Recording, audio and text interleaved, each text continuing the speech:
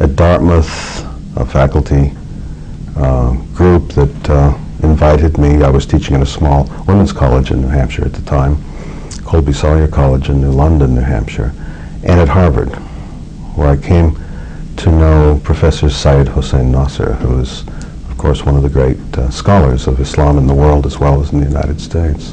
And that's where I launched my career, matriculating at the University of Chicago to do a combination of history of religions and Islamic studies.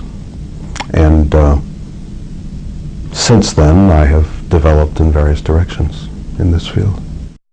My dissertation director was the late Professor Fazlur Rahman, who arrived at Chicago, I think about 1968 or 69, after having been threatened with violence and death in his native Pakistan because of allegations about his heretical positions on the Holy Quran, the scripture of Islam. He was immediately given a very good job at the University of California in Los Angeles, and then when we heard that at Chicago, I was involved in a student group, the Middle East Middle East Students Association. We worked with the faculty to see if we could attract him to Chicago in the late 60s, and we were successful in developing a distinguished senior position for him, and he stayed there for the rest of his life, almost 20 years, till his death in 1988, attracting students from all over America and Canada and Europe, but also from Pakistan, Southeast Asia, the Middle East, and so forth, who were able to come to the United States to work with this genius, whose background was philosophy, as well as Islamic law and Islamic theology. And so Fazlur Rahman was a tremendously important figure in this, and he trained many people.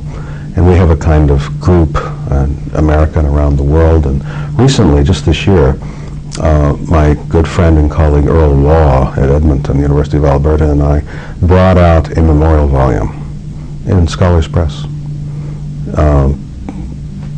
looking at the development of a North American Islamic discourse among the students of Fazlur Rahman. And so that is now out and available to people.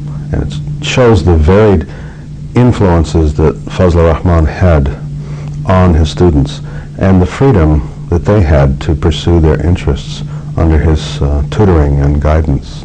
He used to do something interesting, though, because he did have a frail constitution in some respects, although he was physically vigorous.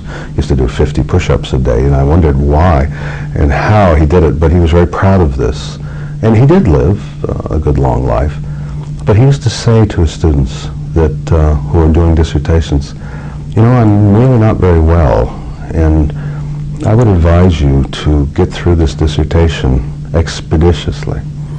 And he used to receive my chapter drafts for my dissertation on the meaning of the Ummah, or community, in the Quran, and he would turn them around almost by return mail, covered with marks in red of suggestions and queries and clarifications and so forth. Then have us call him, or had me call him, and have a long conversation.